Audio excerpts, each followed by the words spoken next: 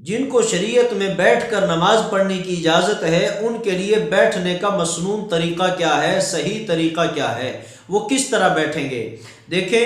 اس میں بیٹھنے کا مسنون طریقہ یہی ہے جس طرح ہم نماز میں اتحیات کی شکل میں بیٹھتے ہیں۔ مرد حضرات اپنا دایاں پاؤں کھڑا کر کے بائیں پاؤں پر بیٹھتے ہیں، اور خواتین حضرات اپنے دونوں پاؤں دائیں طرف نکال کر بائیں سرین پہ بیٹھتی ہیں۔ ان کے لیے یہی مسنون طریقہ ہوگا، اور بیٹھ کر نماز پڑھنے کا یہی صحیح طریقہ ہے۔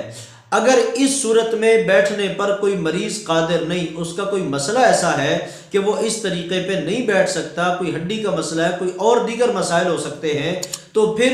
جس صورت میں وہ آسانی سے مریض بیٹھ سکتا ہے اسی صورت میں بیٹھ کر نماز پڑھیں گے، ان کی نماز ہو جائے گی۔ چاہے جو مثلا کسی کے پاؤں میں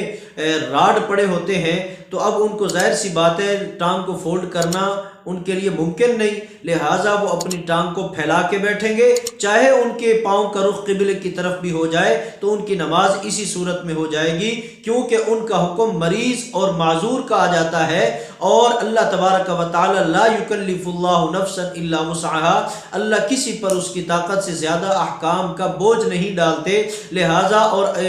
آپ جانتے ہیں ضرورات تبیح المحظورات، کہ جو مجبوریاں ہیں وہ احکام کے اندر نرمی پیدا کر دیا کرتی ہیں، ان کو کچھ نہ کچھ احکام کو تبدیل کر دیا کرتی ہیں، لہذا جو اتحیات کی شکل میں بیٹھنے پہ قدرت نہیں رکھتے، وہ حضرات جس صورت میں آسانی سے بیٹھ سکتے ہیں وہ آسانی سے بیٹھ کر نماز پڑھیں، ان کی نماز اسی طرح ہو جائے گی۔